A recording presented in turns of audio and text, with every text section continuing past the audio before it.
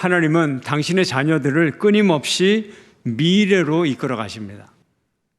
그리고 하나님이 이끌어 가시는 미래는 축복의 미래입니다.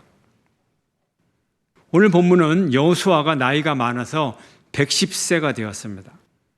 이제 그가 죽음을 눈앞에 두고 세겜에 온 백성들을 모아서 마지막 고별 설교, 유언을 그가 합니다. 여호수아는 죽기 직전에 이스라엘 백성들의 신앙을 다시 한번 점검합니다. 백성의 지도자들, 영적 지도자, 그가 죽으면서 백성들의 신앙 상태를 다시 한번 점검하고 확인을 하는 거죠. 우리가 세상을 떠날 때 무슨 말을 하고 싶습니까? 여호수아가 무슨 말을 하고 싶었을까요? 죽기 직전에 이스라엘 모든 지파를 세겜으로 모았습니다. 왜 세겜인가요? 그 당시 실로라는 성읍도 있고 길갈이라는 성읍도 있고 세겜이라는 성읍도 있고 그런 큰 성읍들이 있었는데 하필이면 왜 세겜인가? 세겜은 가나안으로 들어와서 처음으로 언약을, 하나님과의 약속을 갱신했던 장소입니다. 설교 중에 언약이 어떻고 갱신이 어떻고 약속이 어떻고 이런 단어가 나오는데 성경을 보면 그런 언약 갱신 이런 단어가 나오질 않죠. 성경에 나오는 언약 갱신이란 뭐냐 하면 하나님의 율법을 지키겠다고 확인하고 약속을 하는 거예요. 그러니까 율법책을 성도들이 모여서 율법책을 쭉 레위기의 율법서, 그 다음에 출애굽기의 율법서를 쫙 낭독을 하고 그리고 알았지? 우리 잘 지키는 거야? 하나님 잘 지키겠습니다. 이게 율법 갱신이에요. 그러니까 성경에 여러 번 나옵니다. 율법 언약 갱신이라는 단어가 없어도 성경을 읽고 아멘 아멘 하면 언약을 갱신하는 거예요. 이 첫 번째가 세겜에서 있었어요. 그래서 이스라엘 백성들을 다시 세겜에 모은 이유는 바로 이 처음에 했던 언약을, 약속을 다시 갱신하고 싶어서 세겜에서 모였어요. 세겜은 그리심산과 에발산 사이에 이 큰 도로가 있는데 이곳이 교통의 요지이면서 또 정치적으로, 종교적으로 아주 중요한 영향력이 있는 성읍이었어요. 이것이 세겜입니다. 정복 전쟁을 할 때는 길갈이 중심이 되고 또 땅을 분배할 때는 실로에서 땅을 분배를 했어요. 그런데 이제 종교적인 하나님과의 믿음이 중요할 때는 세겜에서 모여서 백성들이 모여서 언약을 새롭게 체결한 거죠.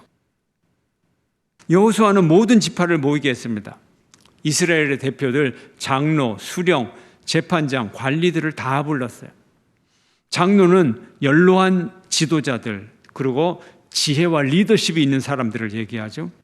또 수령이라고 할 때는 이 각 족장들을 얘기해요. 각 지파의 족장들이나 그 가문을 대표하는 사람들. 또 재판장은 말 그대로 소송 사건을 재판하는 사람들. 관리들은 행정관리, 행정 업무를 감당한 사람들. 백성들의 지도자들을 다 불렀어요. 그 의미는 모든 백성을 다 부른 것이나 같은 의미를 갖게 되죠. 이제 여호수아가 마지막 유언을 합니다. 유언이라고도 말할 수 있고 마지막 고별 설교다 이렇게 말할 수도 있어요. 여호수아는 이제 아브라함의 이야기부터 시작을 합니다.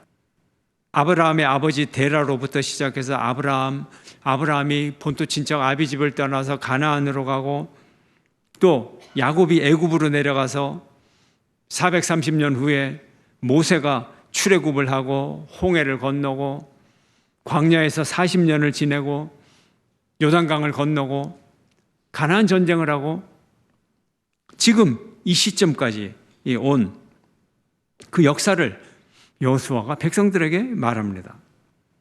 그런데 이 여호수아가 말하는 이 역사 중에 내가 이런 단어가, 내가라는 단어가 많이 나오는데 15번이나 나오는데 이 내가의 이 의미가 누구냐? 누가 내가냐? 하나님이 내가라는 거예요. 내가 아브라함을 부르고 내가 가나안 땅에 정착하게 하고 내가 애굽에서 출애굽시키고 내가 광야 생활을 인도하고 내가 그들을 먹이고 하나님이 다 하셨어요. 중요한 일은 하나님이 다 하셨어요. 하나님이 다 하셨어요. 그러므로 지금 이 시간 여호수아가 유언을 하는 이 시간, 그때까지 이것이 하나님의 선물이요 하나님의 은혜라는 것을 설교하고 있는 것입니다. 지금 이 순간 여호수아가 백성들과 함께하는 그 순간이 은혜의 순간이다. 은혜가 뭡니까? 거저 받았다, 공짜로 받았다, 대가를 지불하지 않고 받았다, 선물처럼 받았다. 이게 은혜 아닙니까? 자신들이 노력하지 아니한 그 가나안 땅을 수고하지도 않았는데, 건설을 하지도 않았는데 가나안 성을 이스라엘 백성들에게 거저 주었다는 거예요. 하나님께서 가나안 족속과 친히 싸우시고 그들을 물리치시고 그 땅을 이스라엘 백성들에게 선물로 주셨습니다. 이스라엘의 역사가 은혜의 역사임을 말합니다. 요단강을 건너서 이제 마침내 가나안 땅에 들어왔는데 이 가나안 땅에 들어올 때까지 이스라엘을 대적하는 모든 이방 민족을 하나님이 정복하고 그 땅을 이스라엘 손에 공짜로 주었다는 거예요. 오늘 본문을 읽어보면, 앞뒤를 읽어보면 하나님이 친히 왕벌을 보내어 가나안을 정복했다고 말합니다. 이스라엘 백성들은 광야에 있는데 미리 백성들보다 먼저 왕벌이 붕 날아가가지고 가나안 족속들을 다 싸서 죽였다는 거예요. 예. 왕벌이 가서 날아가서 이 독을 쏘면 그냥 알러지가 생겨가지고 퉁퉁 불어가지고 그냥 다 죽어버렸다는 거예요. 그림으로 보면 이런 그림이 나온다는 거죠. 왕벌을 보내서 쫓았다. 근데 학자들이 아무리 연구를 해도 왕벌이라는 단어를 뜻을 알 수가 없어요. 딱 여기만 나오는데, 그래서 학자들이 연구를 해서 비슷한 단어가 있는데 아주 비슷한 단어가 왕벌이라는 단어가 있어서 왕벌을 보내서 점령을 했다. 또 이 단어는 위엄이라는 단어하고도 비슷하고, 그래서 왕벌을 보내서 정복했다, 위엄을 보내서 정복했다. 그러면 의미가 뭐가 되겠어요? 하나님이 보내서 정복을 했으니까 이 왕벌은 뭘 뜻하죠? 하나님의 군대다, 이런 의미를 가지고 있어요. 하나님의 군대가 가서 미리 다 정복을 했다는 거죠. 친히 족속들을 다 정복하고 다스리고, 그래서 애굽에서 탈출할 때부터 지금까지 모든 대적을 물리친 것은 이스라엘이 아니라 하나님이 하셨다는 거예요. 이스라엘이 군사력으로 그들이 노력해서 그들이 전쟁을 해서 이긴 것이 아니라 하나님이 하셨다는 거예요. 여호수아의 긴 설교의 결론은 뭐냐? 너희가 칼로 전쟁한 것도 아니고 너희가 활로 전쟁한 것도 아니고 너희의 힘으로 가나안 땅을 정복한 것이 아니라 하나님이 은혜로 주셨다. 이 성읍과 너희들이 이 성읍에 돌멩이 하나라도 쌓은 적이 있느냐? 너희들이 쌓지 않은 이 성벽을 하나님이 너희에게 거저 주었고, 너희들이 포도나무 한 그루 심지 않았지만 이 비옥한 포도원을 너희에게 주고, 너희가 수고하지 아니하였지만 결실을 너희에게 주었다. 이스라엘의 공로는 하나도 없다. 이스라엘이 수고해서 얻은 것이 아니다. 하나님은 그 땅을 선물로 주었다. 누누이 이것을 강조하고 있는 거예요. 우리의 삶은 어떤가요? 우리의 오늘의 삶은 어떤가요? 하나님이 그냥 거저 주셨나요? 정말 내 공로는 하나도 없는 건가요? 사람들을 보면, 사람들을 볼 것도 없고 저 자신을 보면 대단히 잘난 인간입니다. 예. 어쩜 그렇게 잘났는지 몰라요. 예. 하나님 생각이 가끔 나고 항상 지가 잘난 것 같고 지가 열심히 노력해서 뭐가 된 것 같고 그런 생각이 들어요. 근데 오늘 여호수아의 설교는 처음부터 끝까지 너희들이 잘난 건 하나도 없어. 하나도 없어. 여러 번 사고를 당했지만 하나님이 그 사고를 통해서 아차하는 순간에 금방 하늘나라 갈 수밖에 없는 그런 순간에도 안 데려가신 거 하나님의 은혜 아닙니까? 그런 것이 사실은 한두 번이 아니죠. 모르고 지나간 위험들, 알고 지나간 위험도 수없이 많은데 모르고 지나간 위험은 더 많아요. 더 많아.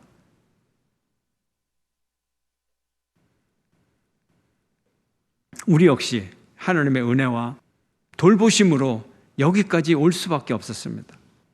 우리 인생의 시작부터 지금까지 하나님의 은혜였음을 고백하는 저와 여러분 되시기를 축원합니다. 여호수아가 이렇게 과거부터 현재까지 지금까지 하나님의 베푸신 은혜를 다시 기억시키시며 이스라엘 백성들에게 결단을 촉구합니다. 여호수아는 하나님이 베푸신 은혜를 말한 후에 이스라엘 백성들에게 무엇을 요구합니까? 신앙을 요구합니다. 14절의 말씀 함께 읽겠습니다. 시작. 그러므로 이제는 여호와를 경외하며 온전함과 진실함으로 그를 섬기라. 너희의 조상들이 강 저쪽과 애굽에서 섬기던 신들을 치워버리고 여호와만 섬기라. 강 저쪽에서 요단강을 건너기 전에 과거, 애굽에서 섬기던, 출애굽하기 전에 애굽에서 섬기던 그 과거, 그 과거의 우상을 다 던져버리고 치워버리고 온전함과 진실함으로 하나님만 섬겨라 하는 거예요. 과거의 죄악, 과거의 우상, 이것을 다 버리라는 거예요. 그리고 정결한 믿음의 역사를 출발하라는 거예요. 과거의 죄악을 다 버려야 돼요. 우리는 새 출발해야 돼요. 과거가 우리를 붙잡아서는 안 돼요. 새 출발을 할 수 없어서는 안 돼요. 하나님의 은혜를 입은 이스라엘 백성들, 이제 그 은혜에 반응을 하라고 여호수아는 요구하고 있습니다. 과거의 강 저편에 섬기던 이방 신들, 또 현재 아모리인들의 신들을 다 버리고 하나님만 섬기라 말합니다. 하나님만 섬기라고 말합니다. 그러면서 여호수아는 먼저 말합니다. 나와 내 집은 여호와만 섬기겠노라. 담대하게 먼저 고백을 합니다. 너희가 섬길 자를 오늘 택하라. 오직 나와 내 집은 여호와를 섬기겠노라. 먼저 고백을 해요. 우리가 조크 시간에 가끔 얘기를 하죠. 사장님이 직원들하고 같이 식사를 하러 중국 식당에 갔는데 뭘 주문하시겠습니까? 뭘 드시겠어요? 그랬더니 사장님이 가장 먼저 나 짜장면. 직원들이 뭘 시키겠어요? 그러면서 직원들이 머뭇거리니까 아니 먹고 싶은 거 다 시켜. 여기 메뉴에 있는 거 제일 비싼 거도 돼. 그러면 직원들이 뭘 시킬까요? 미투, 역시 미투. 용기 있는 사람이 미쓰리 합니다. 그 미쓰리가 뭘까요? 짜장면 곱빼기. 그래 봐야 다 따라가게 돼 있어요. 앞을 따라가게 돼. 여호수아가 먼저 고백합니다. 나와 내 집은 오직 여호와를 섬기겠다. 나와 내 집은 오직 여호와를 섬기겠다. 백성들도 따라합니다. 우리도 그렇게 하겠습니다. 우리도 오직 여호와만 섬기겠습니다. 선언을 합니다. 여호수아가 백성들에게 결단을 촉구합니다. 선택을 촉구합니다. 여호수아의 이 촉구에 백성들이 다시 결단코 우리는 하나님을 버리지 않겠습니다. 다른 신들을 섬기지 않겠습니다. 고백을 합니다. 신앙을 새롭게 합니다. 그리고 율법을 새로 쓰고 율법을 새롭게 낭독하고 도를 세우면서 기념물로 도를 세우고 율법을 약속을 갱신합니다. 돌로 기념비를 세우는 거. 이 요단강 건널 때 12개 돌을 세웠잖아요. 강가에. 또 강 한가운데도 12개를 세웠죠. 이 돌을 왜 세웁니까? 기념으로, 기억하라고. 돌을 세우고서 뭐라 그래요? 돌아, 우리가 하나님의 언약을 이렇게 약속하니까 너 들었지? 이 돌이 들었어. 이 돌이 듣고도 기억하고 있고 돌이 듣고도 이렇게 서 있는데 너희들은 이 약속을 잊어버리면 안 돼. 그래서 약속 갱신의 이 서약 갱신의 돌을 세웠어요. 항상 기억하도록. 여러분도 하나님의 은혜를 기억하시기를 바랍니다. 왕년의 은혜가 아니고 20년 전의 은혜가 아니고 날마다 하나님을 선택하고 하나님께 헌신하고 그럼으로써 그 은혜가 오늘날의 은혜, 오늘의 신앙으로 고백하는 여러분 모두가 되시길 주의 이름으로 축원합니다. 오늘 여호수아의 설교를 들으면서 우리는 하나님의 축복의 세 단계를 발견하게 됩니다. 첫째는 약속의 축복입니다. 약속이 축복이에요. 축복을 약속하셨고 약속을 축복으로 주셨고 축복을 약속으로 주셨어요. 무슨 의미인가요? 먼저 아브라함을 불렀죠. 우상을 섬기던 이방 땅에서 아브라함을 끌어내요. 약속을 합니다. 가나안 땅과 많은 자손과 큰 민족을 이루게 하겠다. 약속을 하셨어요. 그리고 하나님은 아브라함에게, 이삭에게, 야곱에게 이 약속을 유업으로 주셨어요. 유업이 뭡니까? 유산을 주었어요. 유업으로 주었어요. 눈에 보이는 현금, 보물, 실물 이런 땅을 주신 것이 아니고 또 왕위, 권력, 칼, 병거, 무기 이런 것을 주신 것이 아니고 하나님의 약속을 유산으로 넘겨받았어요. 이것이 이들의 유산이었어요. 금부치, 쇳덩어리 뭐 이런 거, 소유권이 있는 실체, 그 유산이 아니고 실체가 없는 하나님의 말씀이 이스라엘 백성들의 유산이 되었어요. 두 번째 축복은 사명의 축복입니다. 하나님은 백성을 하나님의 동역자로 불렀습니다. 처음에 어떻게 창조를 했죠? 하나님의 형상대로 창조를 했습니다. 하나님의 영광이 드러나는 존재, 하나님의 권세와 계획과 하나님의 지혜와 사랑을 드러내는 존재로 창조되었어요. 이게 하나님의 형상이에요. 그리고 창조하신 후에 생육하고 번성하고 땅에 충만하고 땅을 정복하고 땅을 다스려라 축복을 하셨어요.